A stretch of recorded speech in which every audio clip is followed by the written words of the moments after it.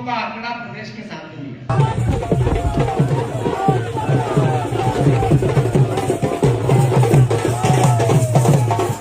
Congress party ने निर्णय लिया है कि मध्य प्रदेश में घर घर जाकर कांग्रेस का कार्यकर्ता जातिगत जनगणना करेगा। आप इसमें सहयोग करोगे कि नहीं करोगे? अरे करोगे कि नहीं करोगे?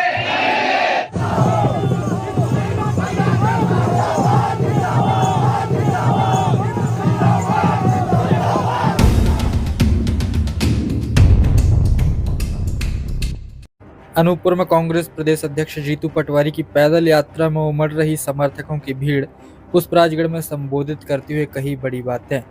मध्य प्रदेश कांग्रेस के प्रदेश अध्यक्ष जीतू पटवारी अनूपपुर दौरे पर हैं और अनूपपुर दौरे के दौरान जब वह पुष्पराजगढ़ पहुंचे तो पुष्पराजगढ़ में अपार जन समर्थन देखने को मिला।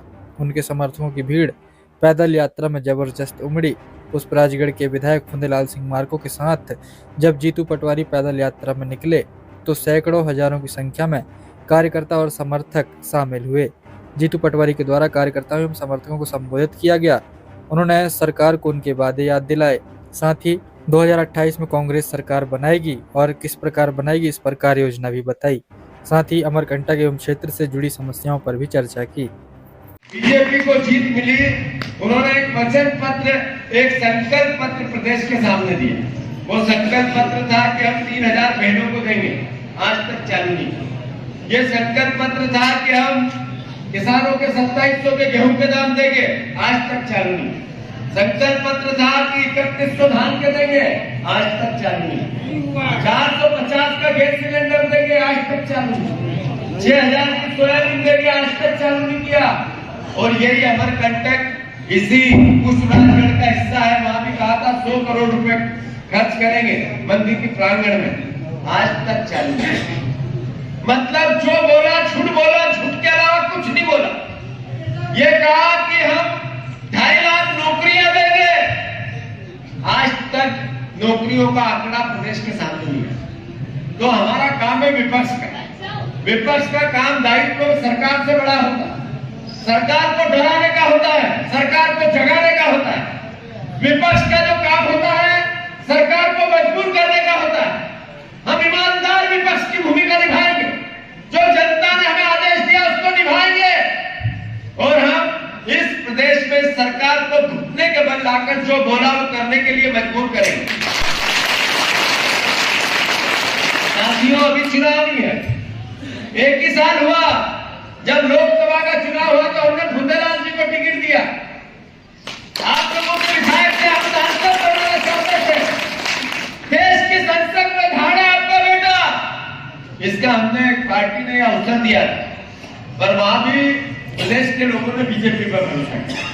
नरेंद्र मोदी जी ने कहा था नया भारत बनाएंगे जिसमें करप्शन रहित होगा, 2 करोड़ नौकरियां मिलेगी, किसान की आय दुगनी होगी, एमएसपी देंगे, भ्रष्टाचार मुक्त देश देंगे।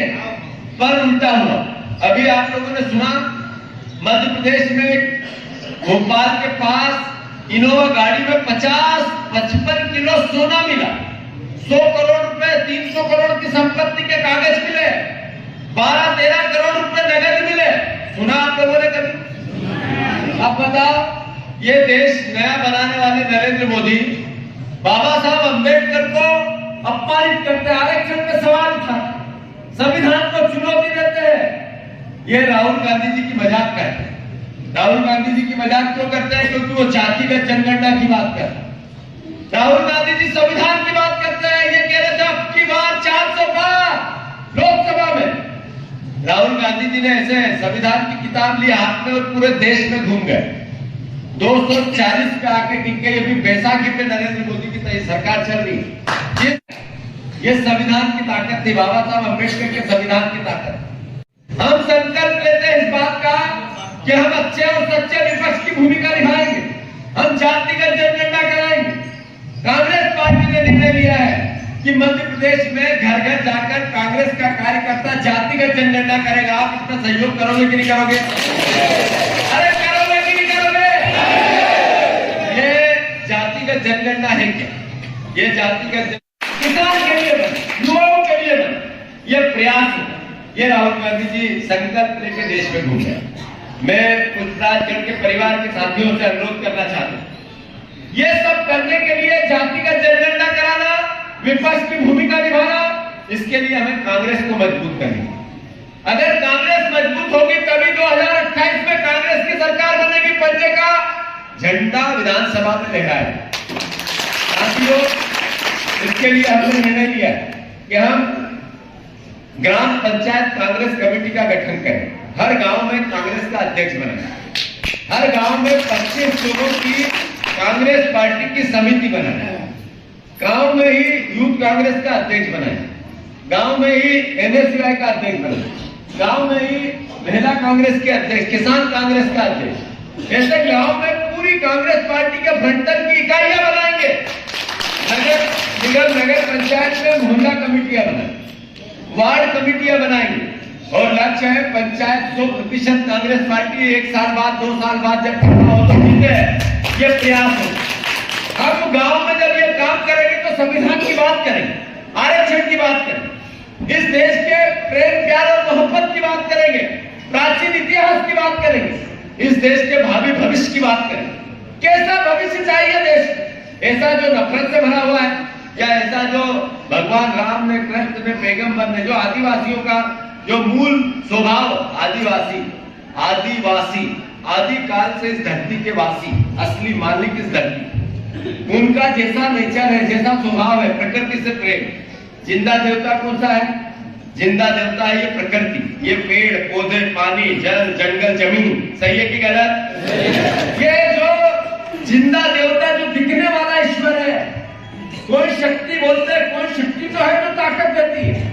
ये शक्ति है धरती माँ, ये हवा, ये पानी, ये इस धरती माँ से उगने वाला अन्न जो हमें ऊर्जा देता है, जीवन देता है। जो आम व्यक्ति को दिखने वाला अगर कोई देवता है तो ये प्रकृति है, ये ईश्वर है। इसकी रक्षा करनी, इसकी रक्षा करने का काम तभी हो सकता है जब हम संविधान से प्यार करें। इससे संविधान से प्यार तभी हो सकता है जब अपना विचार मजबूत, हमारा विचार जब भी मजबूत हो सकता है जब हम संगठित रहें, एक रहें। हमारा विचार तभी मजबूत हो सकता है जब हम पार्टी को सत्ता में लेके आए।